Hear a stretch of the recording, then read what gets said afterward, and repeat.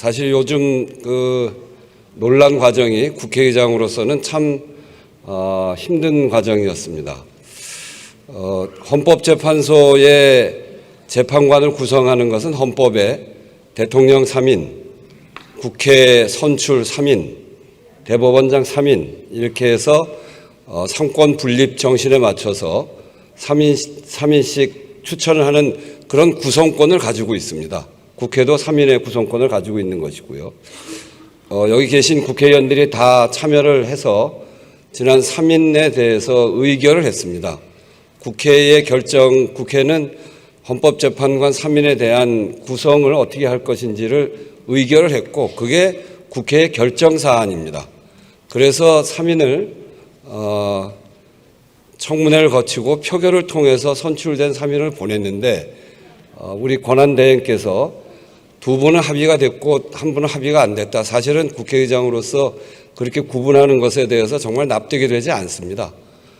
똑같은 절차를 거쳤는데 누구는 합의되고 누구는 합의 안 됐다고 하는 구분도 이해가 안 될 뿐만 아니라 헌법기관인 헌법재판소에 대한 구성권을 국회가 3인을 갖고 있는데 그것을 한 명을 하지 않는 것, 국회가 선출한 분에 대해서 임명하지 않는 것에 대해서 납득이 되지 않고 그것은 국회의 권한을 침해한 일이다 이렇게 판단을 했습니다.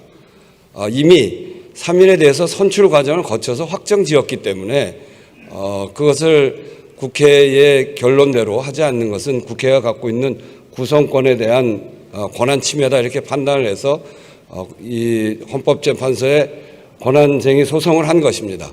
그런데 그것을 다시 안건으로 만들어서 의결을 하지 않고 보냈다.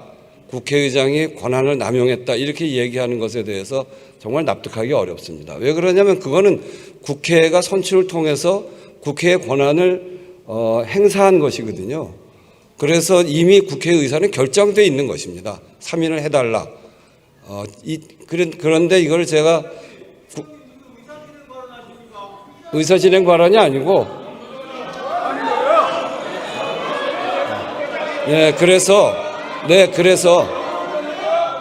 그래서 국회의장이 이 문제에 대해서 권한쟁의 소송을 한 것이고 그것에 대해서 헌법재판소가 판단을 해 나갈 것입니다.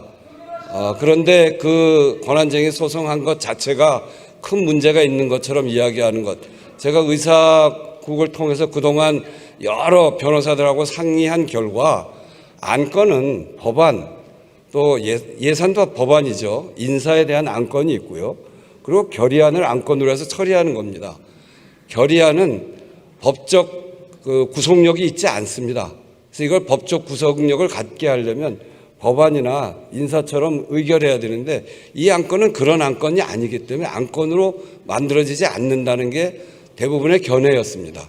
그래서 당연히 국회의 권한을 침해했기 때문에 국회를 대표하는 국회의장이 권한쟁의 소송을 한 것인데 일각에서 그것이 국회의장의 권한을 남용했다 이렇게 이야기를 하면 앞으로 국회가 소송을 할 때 여기에서 다 의결을 해야 된다는 이야기인지 저는 납득되지 않습니다.